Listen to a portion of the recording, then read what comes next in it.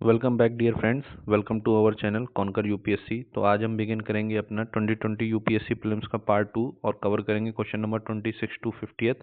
तो I hope ये series आपको हेल्प कर रही होगी and you are able to grasp the motive behind this series. ठीक है, आपको यूपीएससी का एल्गोरिदम समझ में आ रहा होगा कि किस तरीके से एल्गोरिदम को समझ के बहुत सारे क्वेश्चन जो आपको नहीं पता है एग्जाम कंडीशन में वो बनाए जा सकते हैं। तो यही इस सीरीज़ का मोटो भी है। ठीक है, कि आपको ये चीज़ समझ में आ जाए कि कम से कम 40 से 50 क्वेश्चन ऐसे होंगे जिनको आपको वहीं पे अटेम्प्ट करने की जो एक तरीके से स्किल है वो डेवलप करनी होगी। ठीक है, सारे क्वेश्चन आप ये नहीं सोच सकते हैं आप पढ़ के जाएंगे तो वही आएंगे, वहीं आपको बनाने की भी स्किल को डेवलप करना पड़ेगा। ठीक है, तो without wasting any further time let's begin. तो ये मॉडर्न हिस्ट्री का क्वेश्चन आया है, क्या आया है कि विद रेफरेंस टू देशर कथा। ठीक, अब ये एक ऐसी चीज़ है जो स्पेक्ट्रम में जिस साल आया है तो नहीं थी। ठीक, स्पेक्ट्रम में तो नहीं थी, लेकिन पढ़ते हैं। Written by Sakharam Ganesh Deuskar during the freedom struggle बोल दिया ना, तो इसका मतलब मॉडर्न हिस्ट्री। ठीक, अब मैंने क्या बताया था, एक यूपीएससी का ट्रेंड है कि मॉडर्न हिस्ट्री से क्वेश्चन आएगा तो अंग्रेजों को गाली देना है और अपने नेशनल फाइटर्स का, फ्रीडम फाइटर्स का क्या करना है, ग्लोरिफिकेशन। ठीक, पहला क्या कह रहा है, it warned against the colonial state's hypnotic conquest of. देखो इतनी नफरत है इनको ब्रिटिशर से, देखो आ गया वही वर्ड आ रहा है, कॉलोनियल आ रहा है। मतलब ये होता है, तो आपको भी यही करना है, नफरत करनी है अपने आंसर्स में। जब मेंस भी लिखोगे तो भर भर के गाली देनी है इन लोगों को। ठीक है, तो it warned against the colonial state's. तो भाई ये तो अच्छा काम कर रहा है ना, कि उन लोगों की जो एक तरीके से हेजमनी है उसके खिलाफ हमें अवेयर करा रहा है। ठीक है, नेक्स्ट देखो, it inspired the performance of स्वदेशी स्ट्रीट प्लेज एंड। तो भाई क्या कर रहा है, ग्लोरिफिकेशन नहीं कर रहा है तो क्या कर रहा है, देशर कथा का ग्लोरिफिकेशन। आप समझ में आ रहे हो, उसी थीम पे चल रहा है सब।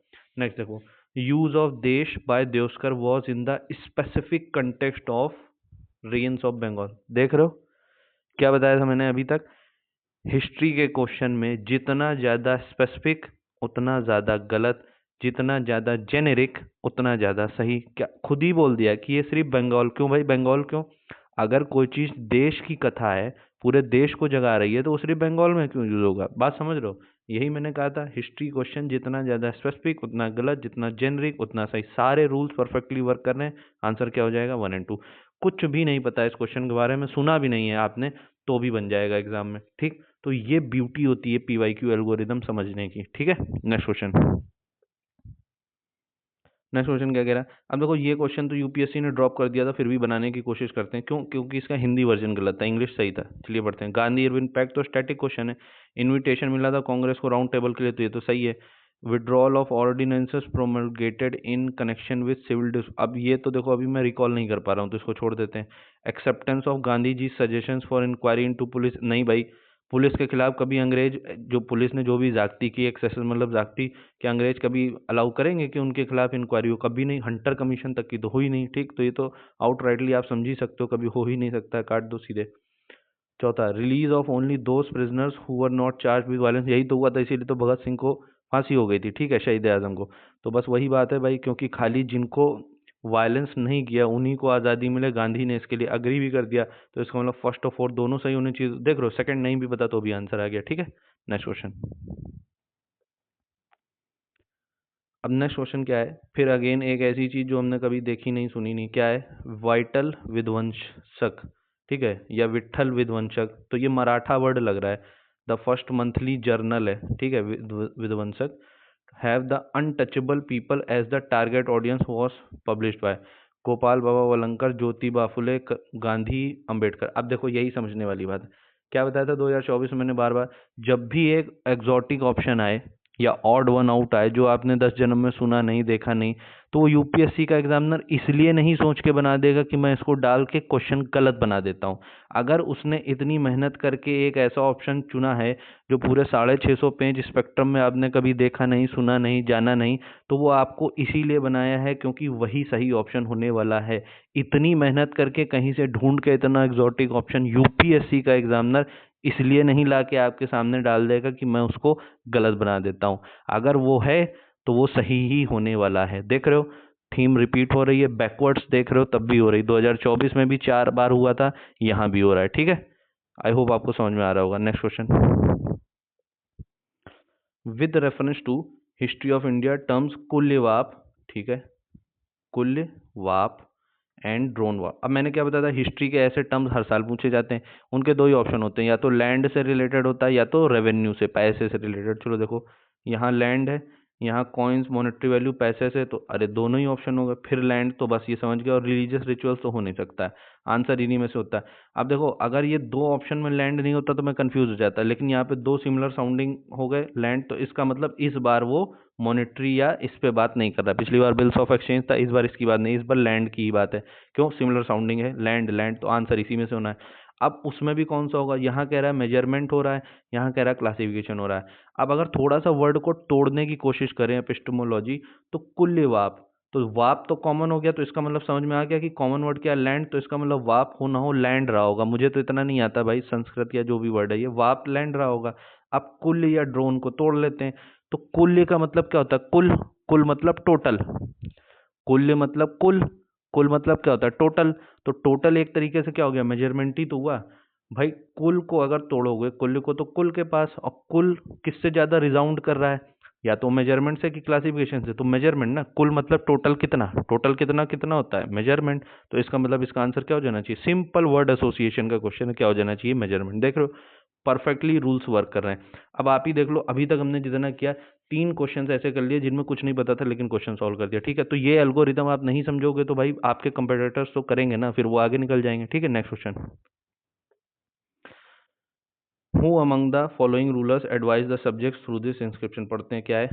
whomsoever praises his religious sect or blames other sects out of excessive devotion to his own sect with the view of glorifying he rather injures his own sect। अरे भाई ये तो अशोक की बात हो रही ना, अशोक का धम्मा यही तो था कि ऐसा नहीं कि दूसरे के सेक्ट्स को है, मतलब दूसरे के धर्म को दोष नहीं देना है, अपना धम्मा प्रोपोगेट करो, ठीक है, लेकिन दूसरे वाले के धर्म को वो मलाइन करने की कोशिश मत करो। तो ये तो अशोक का, ये तो समझ में आ रहा। और वैसे भी यूपीएससी को ज्यादा प्यार किससे है, समुद्रगुप्त से तो नहीं है, हर्षवर्धन से नहीं। आंसर बनना भी था तो या तो इससे बनना था, क्योंकि उसको विजयनगर से बहुत प्यार है, कृष्णदेव और अशोक, लेकिन अशोक इन दोनों में भी उसका ज्यादा फेवरेट है। आप देखोगे अगले हर साल में अशोक अशोक अशोक आ ही जाता है। तो अगर ये दोनों बहुत ज्यादा फेवरेट हैं यूपीएससी के, विजयनगर अशोक। अब यहाँ पे ओवरऑल थीम फेवरेट है, कृष्णदेव राय नहीं फेवरेट है, विजयनगर। लेकिन अशोक तो कुछ ज्यादा ही चाहता है, मतलब हद से ज्यादा। क्यों? इसने बुद्धिज्म वो कर लिया था, अपना लिया था, तो इस वजह से अशोक दिख जाए तो अशोक ही होना आंसर, ठीक है। नेक्स्ट, अब नेक्स्ट क्वेश्चन क्या है, with reference to cultural history of India which one of the following is the correct description of Paramitas. अब भाई नहीं पता लेकिन बनाने की कोशिश करते हैं, ठीक, देखते हैं क्या बन सकता है।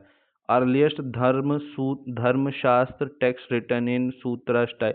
भाई धर्मशास्त्र तो मतलब वो संस्कृत हो गया ना, वो मनुस्मृति और वो सब है ना, या फिर वो धर्मशास्त्र वहीं पे था, तो ये तो होना पॉसिबल मतलब कम ही लग रहा है। यूपीएससी इन चीजों को तो नहीं पूछती, वेद वेद वगैरह को तो यूपीएससी नहीं पूछती है। बोधिसत्व मिल गया ना आंसर, या तो बुद्धिज्म या जैनिज्म में होता है। नेक्स्ट, मर्चेंट गिल्ड्स अर्ली नहीं होगा, लो आंसर हो गया। अगर एक बार को एक जगह जैनिज्म भी होता तो 2% सोचना पड़ता, एक ही आंसर है जो बुद्धिज्म से रिलेटेड, सीधे यही आंसर है। सोचने की भी जरूरत नहीं, ठीक, सोचने की भी जरूरत नहीं, आंसर या तो बुद्धिज्म ही होगा या जैनिज्म ही होगा, जैनिज्म है नहीं तो बुद्धिज्म ही है, यही आंसर हो गया, ठीक है। देख रहे हो कितने ब्यूटीफुली रूल्स वर्क करते हैं। नेक्स्ट क्वेश्चन, अब अगेन एक ऐसी चीज जो हमने कभी सुनी नहीं देखी नहीं, लेकिन फिर भी ट्राई करते हैं। In context of Indian history, Rakhmabai case of 1884। भाई पूरी स्पेक्ट्रम में ये नहीं दिया था, मैंने जब खरीदी थी और जब पढ़ा था तो नहीं था। बनाते हैं चलो इसको।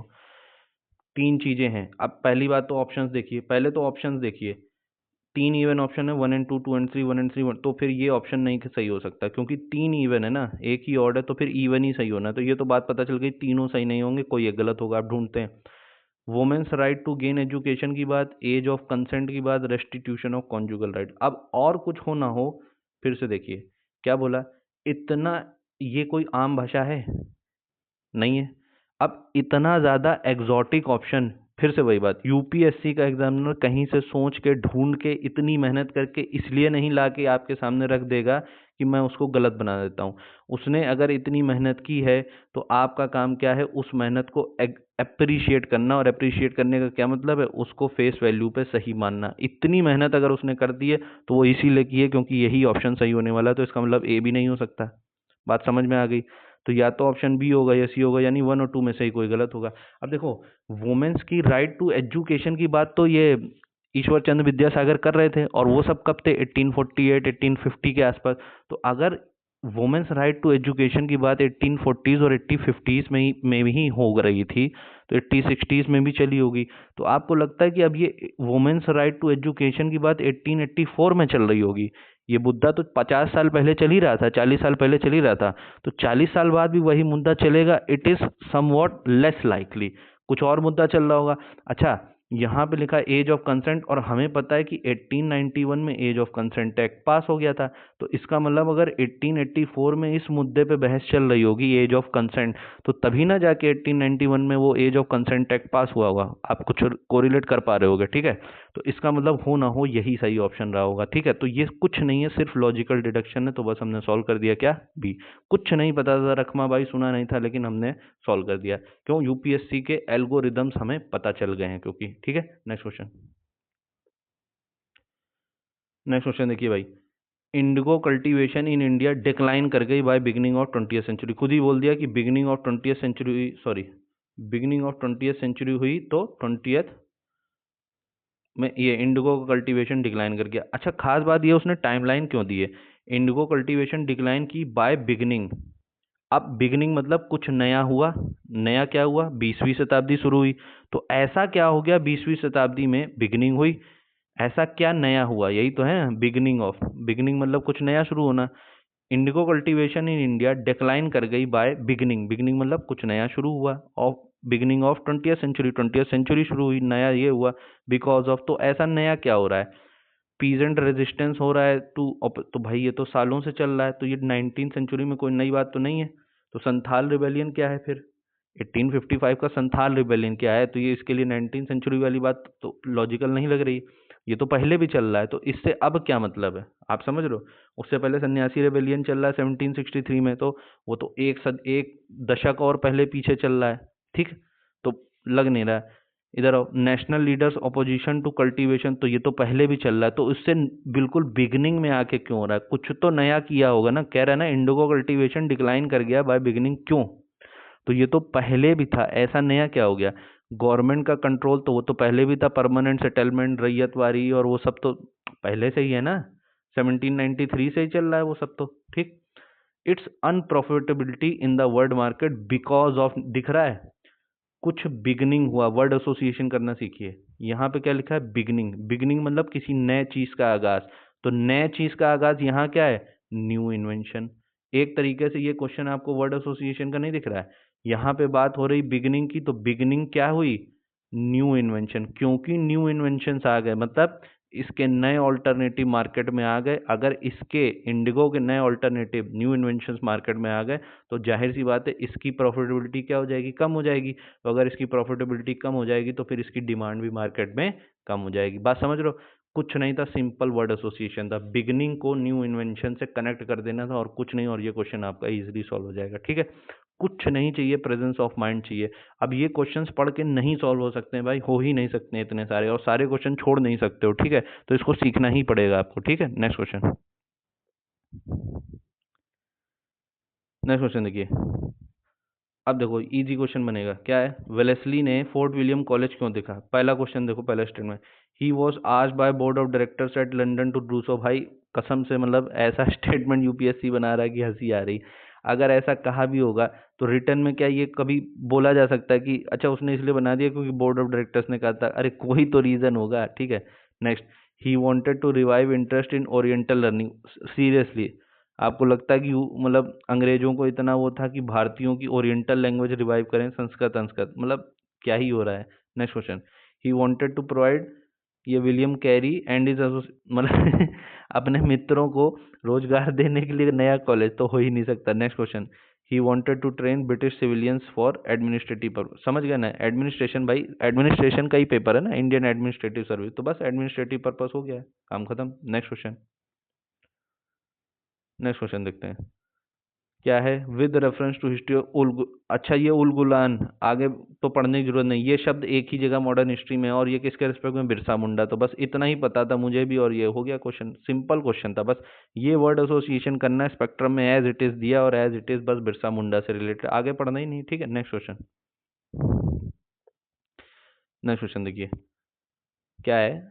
विद रेफरेंस टू स्कॉलर्स या literatures of ancient India consider the following statement. पहला, पनिनी इज एसोसिएटेड विद, भाई पुष्यमित्रा श्रृंगा तो पता नहीं, पनिनी हमें ये पता है अष्टाध्यायी से रिलेटेड है, बस इतना ही पता है, और संस्कृत था कुछ, संस्कृत ग्रामर। इससे ज्यादा ये पुष्यमित्रा श्रृंग मैंने सुना नहीं, लेकिन वही है, सुना नहीं तो काट भी नहीं सकता हूँ, अभी इसको स्केप्टिज्म के साथ देखते हैं, ठीक है, हो सकता है सही हो सकता है गलत हो।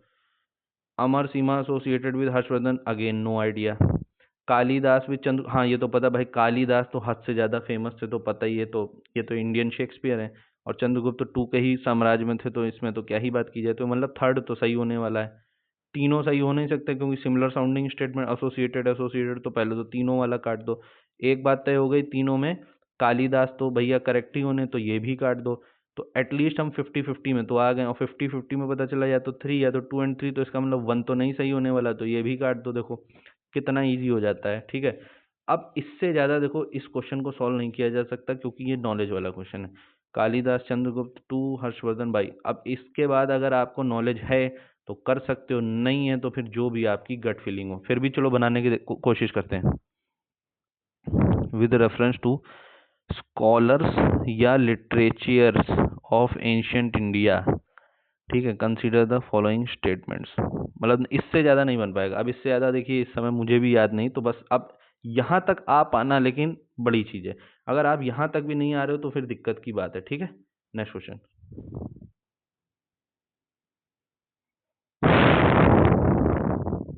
अब देखिए भाई, सिंगल फैक्चुअल स्टेटमेंट है, एक तो टफ हो जाता है, बायो में, बायो का हूँ नहीं, फिर भी तो लोग ट्राई करते हैं।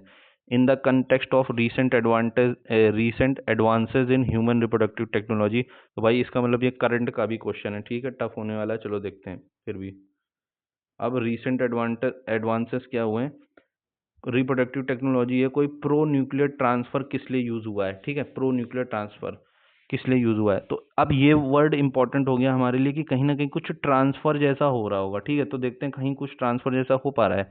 कह रहा fertilization of egg in vitro तरीके से बाय द डोनर, तो इसमें कुछ ट्रांसफर जैसा तो लग नहीं रहा है, फर्टिलाइज कर दिया है एग को, तो इसमें ट्रांसफर कहाँ हो रहा है, या तो फर्टिलाइज्ड एग ही यहाँ, बात समझे, यहाँ तो फर्टिलाइजेशन हो रहा है, या तो फर्टिलाइज्ड एग पहले से ही कहीं और ट्रांसफर कर दिया, ठीक है, किसी और फीमेल के, यहाँ तो ऑलरेडी फर्टिलाइजेशन हो रहा है, तो इसमें ट्रांसफर जैसा तो कुछ नहीं हो रहा है, काट देते हैं।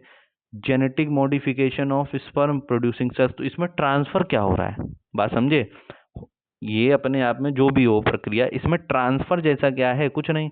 Development of stem cells into functional embryo, तो यहाँ कोई चीज डेवलप हो रही है, मतलब नए तरीके से हो रही है, नए सिरे से हो रही है ना, इसमें ट्रांसफर जैसा क्या है, ट्रांसफर तो कुछ नहीं हो रहा है। नेक्स्ट इधर आओ, prevention of mitochondrial diseases in offspring, अब देखा, दिख रहा है ट्रांसफर, दिख रहा है, माइटोकॉन्ड्रियल डिजीज जो है ऑफस्प्रिंग में, मतलब कि मदर से बच्चों में कोई माइटोकॉन्ड्रियल डिजीज ट्रांसफर हो रही थी, तो उसको रोकने की प्रक्रिया है। मुझे लग रहा था ट्रांसफर एज ए कीवर्ड मिलेगा, लेकिन इनडायरेक्टली मिल गया।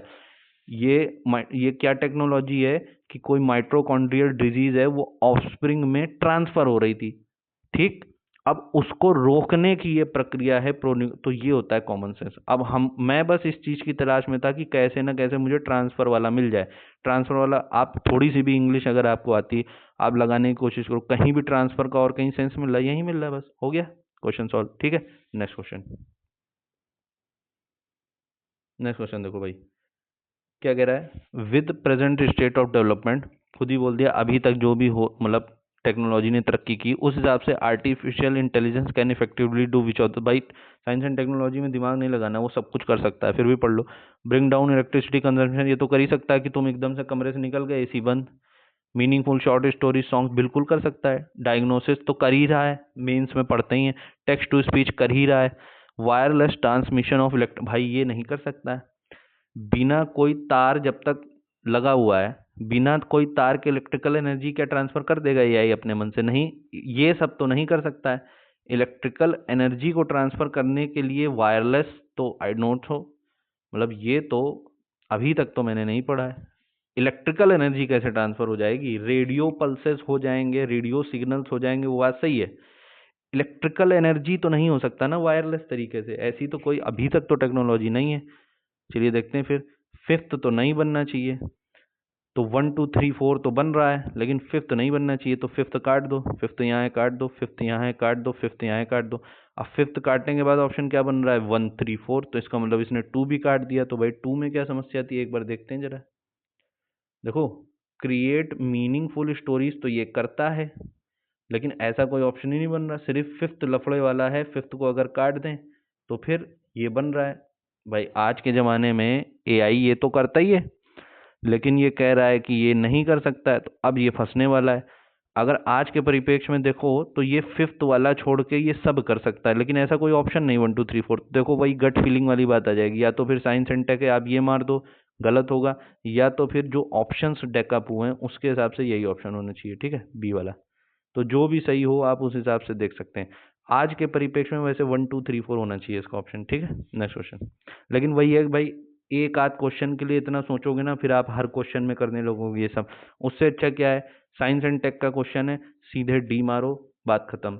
होने दो एक दो गलत, कोई बात नहीं, उससे आपका सिलेक्शन नहीं रुकने वाला, उससे आपका कीमती समय बचेगा, फिर दिमाग के जो कॉग्निटिव सेल्स हैं वो भी डिस्ट्रॉय कम होंगे, और बाकी इजी क्वेश्चंस आपसे इजीली बन जाएंगे, ठीक है। सीधे डी मारो, आगे बढ़ो। Next question. अब ये वाला क्वेश्चन करने की कोशिश करते हैं भाई।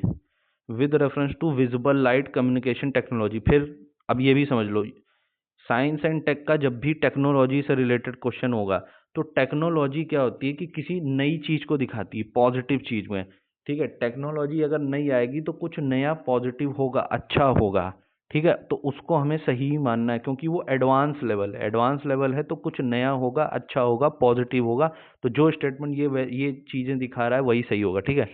तो अब देखते हैं, VLC has electromagnetic spectrum wavelength, तो भाई ये तो डेटा, और डेटा को तो हम जनरली क्या मानते हैं, गलत तो हो सकता है, गलत दिया हो। VLC is known as long range optical, अब ये एक फैक्ट है, फैक्ट भी तो गलत होता है, हो सकता है ये लॉन्ग रेंज की तरह शॉर्ट रेंज, तो इसको भी फिलहाल स्केप्टिसिज्म से देखते हैं, हमें नहीं पता।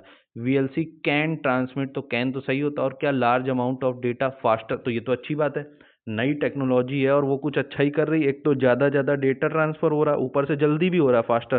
तो नई टेक्नोलॉजी से और क्या चाहिए, तो यूपीएससी ऐसे स्टेटमेंट को तो सही बनाता, तभी तो नई टेक्नोलॉजी है। तो नई टेक्नोलॉजी मतलब कुछ ज़्यादा अच्छा कर रही, बेटर कर रही।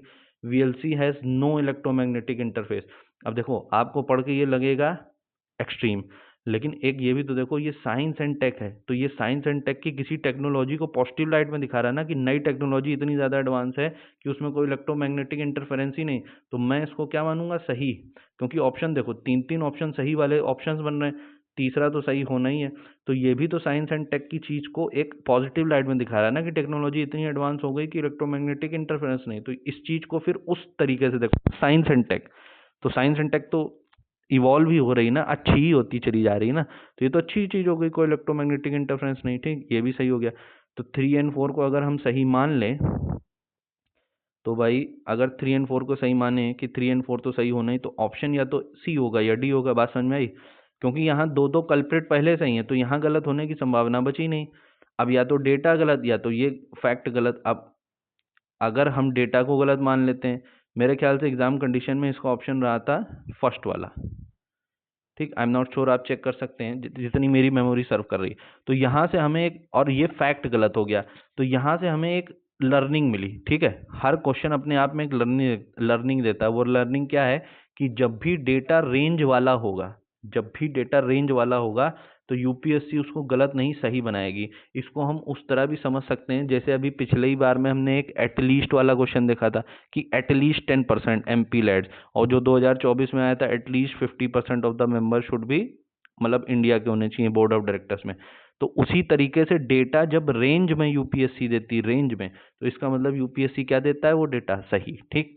अब ये एक नई लर्निंग है जो हमें अपने साथ रखनी है, यानी 2025 के प्रीलिम्स में कभी किसी स्टेटमेंट में एक डेटा रेंज में आ जाए तो उसको गलत नहीं मानना है, उसको सही मानना है, और उसके साथ जो फैक्ट दिया होगा वो फैक्ट गलत होगा, डेटा सही होगा, फैक्ट सही। तो इस तरीके की एनालिसिस हमें करनी होती है, ठीक है।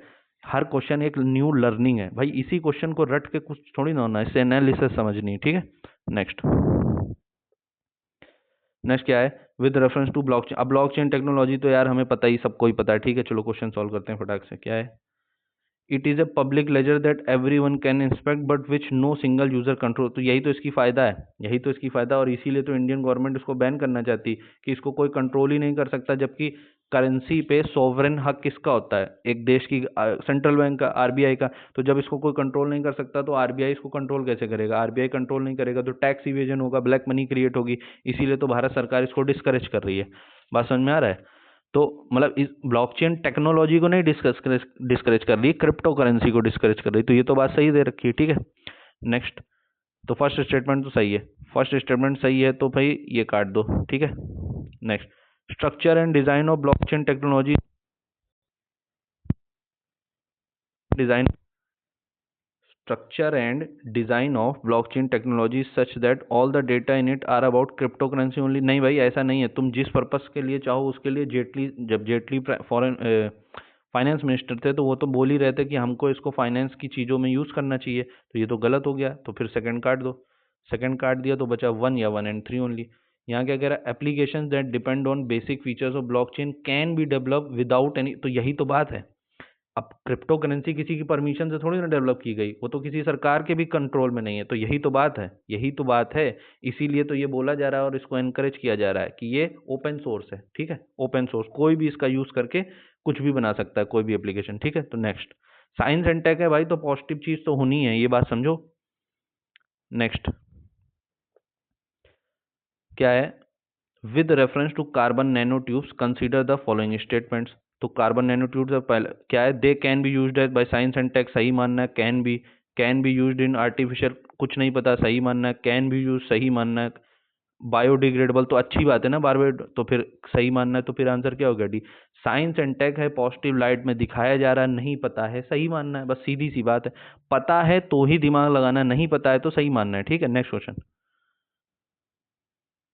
अगेन क्या कह रहा है? At present level of technology which of the above activities can be, फिर से देखो, present level can be successful. Spraying pesticide, तो ये तो होता ही है भाई, ड्रोन से ये तो होता ही है ना। यही तो पूछ रहा है, present level which of the can be use by drones, तो ड्रोन से ये तो होता ही। पेस्टिसाइड इन क्रेटर को इंस्पेक्ट करना, तो ये तो होता ही है। कलेक्टिंग ब्रेथ, भाई साइंस एंड टेक ज्यादा दिमाग लगाना ही नहीं, सब हो सकता है, एप्लीकेशन बेस्ड सब सही होता है, ठीक। Science and tech. नेक्स्ट, अब नेक्स्ट क्वेश्चन क्या है? कह रहा है experiment will employ trio of spacecraft flying in formation of the shape of an, देखो शेप दे दिया है, कैसा शेप है? Equilateral triangle that has sides 1 million kilometre long with laser shining in between craft. Experiment क्या है? Voyager 2 पता नहीं, न्यू होराइजन पता नहीं, लीजा, हाँ मिल गया। मैंने क्या बताया? ये कोई इत्तेफाक नहीं कि दो सिमिलर साउंडिंग स्टेटमेंट दिए जाते हैं, दिए का मतलब इन्हीं में से एक होना है, तो बाकी दो काट दो। अब Lisa path finder, evolve Lisa, आपको लग रहा है हर कोई इतनी मेहनत करके जाएगा? नहीं, यहीं पे हिंट दिया है। यहाँ कह रहा है कि जो भी लीजा है वो अभी अपना पाथ फाइंड कर रहा है, अभी फाइंड कर नहीं पाया पाथ फाइंडर। यहाँ कह रहा है वो पाथ फाइंड कर चुका है, इवॉल्व हो चुका है, जैसा जो होना था उसको वो कर चुका है। अब पहले ही यहाँ पे हिंट है कि पहले से क्या है वो? Equilateral triangle. तो इक्विलेटरल ट्रायंगल है तो मतलब अब उसने अपना शेप पहले से ही एक्वायर कर लिया है। जबकि यहाँ कह रहा है अभी उसको पता नहीं वो कैसा, वो अपना पाथ फाइंड कर रहा है कि ट्रायंगल होगा, रेक्टेंगल होगा, स्क्वायर होगा, क्या होगा उसको नहीं पता, क्वाड्रिलेटर। यहाँ क्या कह रहा है? ऑलरेडी इवॉल्व हो चुका है। क्वेश्चन में क्या बोला? इक्विलेटरल ट्रायंगल ही है, यानी उसका शेप तो डिफाइन है। अगर शेप डिफाइंड है तो इसका मतलब ये कैसा हुआ? इवॉल्व लीजा हो गया। इसमें क्या था? कुछ नहीं था। लेकिन वही है कि अब ये चीजें सीखनी पड़ेंगी तभी आएंगी, ठीक है। नेक्स्ट क्वेश्चन, पहला स्टेटमेंट देखते हैं। Genetic changes can be introduced in the cells that produce, भाई साइंस एंड टेक है, चुनौती नहीं देनी, सही मानना है। Person's genome can be edited, भाई साइंस एंड टेक, वही बात। Human induced pluripotent cells can be injected, नहीं पता भाई, सही मानना, दिमाग लगाना ही नहीं, science and take.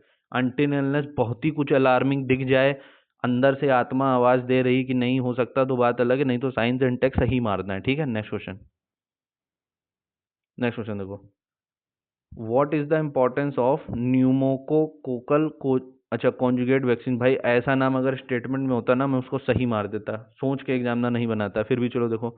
These vaccine are effective against pneumonia, तो वो तो नाम से ही लग रहा है न्यूमो, इधर भी न्यूमो, तो ये तो सही होना है। As well as meningitis and sepsis. आप देखो क्या बताया, क्या लग रहा है? यूपी का, यूपीएससी का एग्जामिनर इतनी मेहनत करके ढूंढ के ऐसा नाम जो आपने सुना ही ना हो, ऐसा नाम जो आपने सुना ही ना हो, वो इसलिए डाल देगा कि गलत होने वाला है? डाल देगा क्या? नहीं ना। तो फिर ये बात समझ में आ रही होगी, बार बार रिपीट हो रहा है। इतनी मेहनत करके ये ऐसे नाम इसलिए ढूंढ के डालेगा कि गलत बना दे? नहीं। अगले आओ। Dependence on antibiotics that are not effective against drug resistant bacteria can be reduced. ये तो सही है भाई, उसकी इंपॉर्टेंस कोई तो दर्शा रहा है। ये कोई अगर ये निगेटिव लाइट में इसको दिखाना होता तो बोलता ना कि इसके साथ कुछ एप्रीहेंशन है, वो एप्रीहेंशन या ग्रेट कंसर्न जैसे वर्ड यूज करता है ना जब निगेटिव लाइट में दिखाना होता है। यहाँ वर्ड क्या है? इंपॉर्टेंस बतानी है इसकी, तो कुछ पॉजिटिव ही तो दिखाएगा। क्वेश्चन की टोन भी तो समझो, वरना वो एप्रीहेंशन लिखता है। तो ये तो अच्छी बात है ना कि डिपेंडेंस ऑन एंटीबायोटिक्स रिड्यूस हो गई इसकी वजह से, तो ये तो पॉजिटिव लाइट में, तो ये तो सही होना चाहिए। थर्ड देखो, these vaccines have no side effects and cause no भाई देख रहे हो, इतने से भी उसका मन नहीं भरा। इतना एक्सट्रीम, कुछ तो साइड इफेक्ट होता ही है। अभी कोरोना की वैक्सीन लगाई थी तो कुछ बुखार आ रहा था, किसी के तो पैर में दर्द होने लगा था, थाइस में दर्द, थोड़ा सा फीवर, कुछ तो साइड इफेक्ट होता ही, ऐसा कैसे? अच्छा, उससे भी दिल ना भरा हो तो हमने क्या बताया था? एल्गोरिदम क्या कहता है कि एक कनेक्टर वर्ड वो लगाएगा, या तो एंड या तो बट, और ज्यादा आपको श्योर कर देने के लिए लगा दिया उसने। दिख रहा है एल्गोरिदम? समझ आ रहा है algorithm? And cause no allergic reactions. लो भाई, इतने से भी मन नहीं भरा तो लो, एलर्जी भी नहीं होगी। अरे साफ साफ दिख रहा है ये गलत होने वाला है। ठीक है, तो थर्ड को काट दो। अगर थर्ड काट दिया, देख रहे हो अपने आप ही वन सही हो गया। अगर आपको ये चीज नहीं भी पता थी, ये वाली तो सही हो गया, और सेकंड तो भाई सही है, ये तो बस हो गया क्वेश्चन सॉल्व। नहीं पता भाई ये भी, तो क्या करोगे? छोड़ दोगे ये सारे क्वेश्चन। देख रहे हो कितनी ईजी होते हैं। Next question. हाँ भाई, पब्लिक की इंफ्रास्ट्रक्चर। ठीक, पब्लिक की इंफ्रास्ट्रक्चर, तो ये तो भाई ये है। अरे ये सब पब्लिक की प्राइवेट की पढ़ाया जाता है कंप्यूटर साइंस में, तो ये तो डिजिटल सिक्योरिटी। देखो पता है तो पता है, नहीं पता है तो नहीं पता। इसमें ज़्यादा से ज़्यादा ये कर सकते थे कि यहाँ पे देखो, सिक्योरिटी इंफ्रास्ट्रक्चर, सिक्योरिटी इंफ्रास्ट्रक्चर। ठीक, सिमिलर साउंडिंग स्टेटमेंट तो ए और बी में सही होना है। अब पब्लिक की है, पब्लिक की तो फूड जैसा तो नहीं हो सकता। की मतलब चाबी, चाबी किसकी? डिजिटल वाली चाबी। ठीक है, बस हो गया। फूड के साथ की जा नहीं रहा है, बात समझ में आ गई। Next question. मेन बात ये है कि यहाँ भी एल्गोरिदम वर्क कर रहा है। दो सिमिलर साउंडिंग स्टेटमेंट है तो आंसर इसी में से एक होना था। ठीक है, नेक्स्ट क्वेश्चन।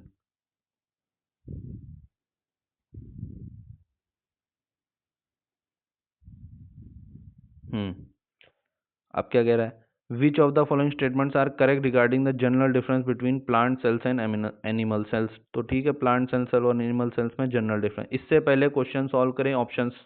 ऑप्शन देखो, 1 and 2, 2 and 3, 1 and 3, 1 2 3, तो तीन तो हैं हमारे इवन, एक है ऑड, तो इसका मतलब 1 2 and 3 हो नहीं सकता, कोई दो ही होगा। ठीक, ये पहले ही पता चल जाना चाहिए देखते ही। अब क्वेश्चन को सॉल्व करो। यहाँ कह रहा है प्लांट सेल्स कुछ कुछ है, whilst, whilst animal cells do not, plant cells कुछ कुछ, यहाँ लिख रहा है अनलाइक। ठीक, प्लांट सेल्स कुछ कुछ, वाइल्स्ट दिख रहा है। एक बात बताओ, हमारी आम भाषा में हम लोग इतना एनसीईआरटी पढ़ते हैं, इतने क्वेश्चन लगाते हैं यूपीएससी प्री मेंस, कभी वाइल्स्ट जैसा कुछ दिखा? वाइल तो दिख गया, वाइल तो दिखता है, अनलाइक दिख जाता है, एंड बट सब दिखता है। ये वाइल्स्ट क्या है? ये वाइल्स्ट क्या है? कभी दिखा? नहीं दिखा ना। तो यूपीएससी के एग्जामिनर को क्या सपना आ रहा है कि मैं आज कहीं से ढूंढ के ला के आज इंग्लिश का ही टेस्ट ले लेता हूँ? पेपर तो यूपीएससी का है। ये वाइल्ड्स क्या है? एक एग्जॉटिक ऑप्शन। अगर इतनी मेहनत करके वो आपके लिए ढूंढ के ये कुछ ऐसा कुछ नया लाया है मार्केट में, आपका फर्ज क्या बनता है? इसको अप्रिशिएट करना। अप्रिशिएट कैसे करोगे इसको? टिक मार के। बात समझ में आ गई? इतनी मेहनत करके वाइल्ड क्यों लाया? मेहनत करके, ताकि आप अप्रिशिएट करो। देख रहे हो, एल्गोरिदम भी उसको अपनी सही चलानी है कि अगर इवन ऑप्शन तीन है, एक ऑड है, तो इवन सही रहे, तो इसीलिए बीच में फिर वाइल्ड क्यों नहीं डाला? क्योंकि एल्गोरिदम भी सही चलानी है। नॉर्मल क्या होता है? अनलाइक, तो गलत क्या होगा? अनलाइक। एब नॉर्मल क्या है? वाइल्ड। तभी तो दो ऑप्शन सही होंगे। अगर तीनों ही वाइल्ड कर देगा, तीनों सही हो जाएगा, तो एल्गोरिदम भी तो उसकी खराब होगी। तो एल्गोरिदम को भी ध्यान में रखना है, उसको एग्जॉटिक ऑप्शन। कितनी मदद कर रहा है आपको भाई। कुछ नहीं पता इस क्वेश्चन में, इसका ऑप्शन क्या बन जाएगा? 1 and 3। समझ गए? इस तरीके से क्वेश्चन सॉल्व होते हैं। कुछ नहीं पता है, बस इतना ही पता है, क्वेश्चन सॉल्व हो गया। नेक्स्ट।